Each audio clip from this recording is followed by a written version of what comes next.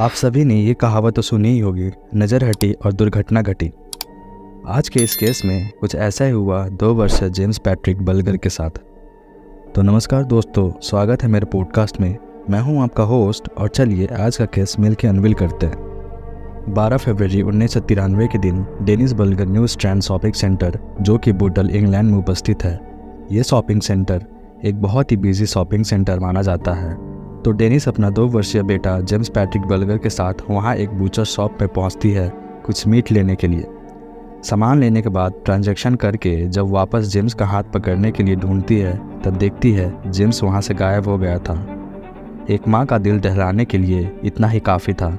वो भागती है जेम्स को देखने के लिए, लेकिन जेम्स का कोई था पता नहीं था।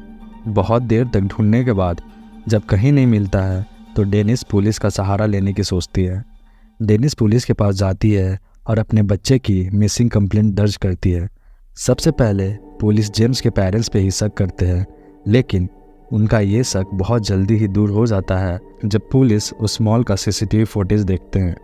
उस सीसीटीवी फुटेज में यह दिखता है जेम्स 2 10-12 साल के बच्चों के हाथ पकड़ के मॉल से बाहर निकल रहा होता है। यह देख के डेनिस की जान में जान आती है।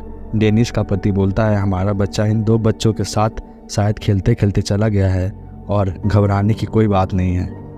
लेकिन डेनिस और बाकी सभी को इस बात का जरा भी भनक नहीं था। इसके बाद जो होने वाला है तो वो बस यूके का नहीं, पूरा दुनिया का रोंगटे खड़े कर देने वाली है। इन सभी चीज़ों के बीच पुलिस को एक कॉल आती है और पता चलता है लिवरपूल के पास एक रेलवे ट्रैक पे एक बच्चे की बॉडी के 2 टुकड़े पाए गए हैं। पुलिस मौके पे पहुंचती है और पाते हैं कि ये बॉडी जेम्स बलगर की है। जहां अभी तक सबको लग रहा था जेम्स सही सलामत है, यहाँ वो खुशी गम में बदल गए थे। इसके बाद पुलिस ने उन दोनों बच्चों का पहचान किया रॉबर्ट थॉमसन और जॉन वेनाबेल के तौर पे। 12 फरवरी के दिन ये दोनों बच्चे अपने स्कूल बंक करके न्यू स्ट्रैंड शॉपिंग सेंटर पहुंचते हैं। वहाँ कई सारी दुकानों में पेन्स, बैटरीज और भी चीज़ें चोरी करते हैं। इस दौरान एक बच्चे की किडनैपिंग करने की भी कोशिश करते हैं, लेकिन नाकाम रहते हैं। फिर उन लोगों की नज़र जेम्स पे पड़ती है। जब डेनिस ट्रांजैक्शन करने के लिए उस तरफ मुड़ती है, तभी मौका देखकर वो दोनों जेम्स का हाथ पकड़ के निकल जाते हैं। यहाँ आप लोगों के दिमाग में 2 सवाल आ सकते हैं। पहला, जेम्स रेजिस्ट क्यों नहीं किया, और दूसरा, ट्रांजैक्शन करने में ज़्यादा समय तो लगता नहीं, फिर डेनिस ने देखा कैसे नहीं। तो शायद यहाँ हो सकता है जेम्स बस 2 साल का बच्चा था, उसे इतना समझ तो था नहीं कि कौन अच्छा है और कौन बुरा। और दूसरा सवाल का जवाब ये है कि जब डेनिस को पता लगा कि जेम्स गायब है, तब डेनिस कुछ सोचे समझे उन लोगों के अपोजिट डायरेक्शन में भागने लगी। ऐसे मामलों में उतना ठीक से दिमाग काम तो करता है नहीं।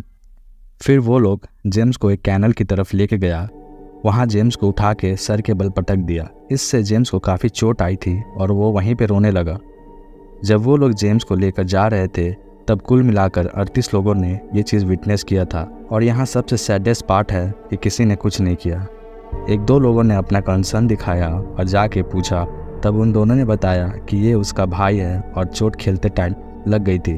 और किसी को यह बोलकर हटा दिया कि जेम्स उन्हें यहाँ पास ही में मिला है और वो लोग उसे पुलिस स्टेशन लेके जा रहे हैं। इसके बाद वो लोग जेम्स को लिवरपूल के पास ही में एक रेलवे ट्रैक पे लेके गए, जहाँ उन 2 बच्चों ने जेम्स को बहुत ही बुरी तरह से पीटा। लातों और घूंसों से मारपीट किया गया। उसकी आंखों में पेन के इंक डाला और उसके मुंह में बैटरीज ठूस दिए गए। और सबसे ज़्यादा डिस्टर्बिंग बात तो यहाँ ये थी कि उन्होंने जेम्स को सेक्सुअली असल्ट तक किया। उसके पैंट्स उतार कर उसके एनस में बैटरी डाले। सोचिए, बस 10 साल का बच्चा क्या ये कर सकता है? क्या मानसिकता रही होगी उनकी। बहुत ही बुरी तरह मारपीट करने के बाद उसे ट्रैक पर लेटा के पत्थर से ढक दिया ताकि एक्सीडेंट लगे। और फिर इसके बाद जैसे आपको पता ही है, ट्रेन आई और जेम्स के बॉडी के 2 टुकड़े करके निकल गई। पोस्टमार्टम के बाद ये पता चला जेम्स के बॉडी पे टोटल 42 इंजरीज के मार्क्स थे और उसका स्कल 12 जगहों से फ्रैक्चर था।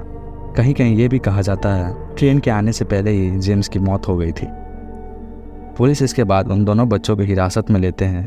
पहले तो वो लोग इन सभी चीज़ों से मुकरते हैं, लेकिन बाद में सब कबूल कर लेते हैं। और इस पूरी इंटरोगेशन का एक क्लिप भी ऑनलाइन अवेलेबल है।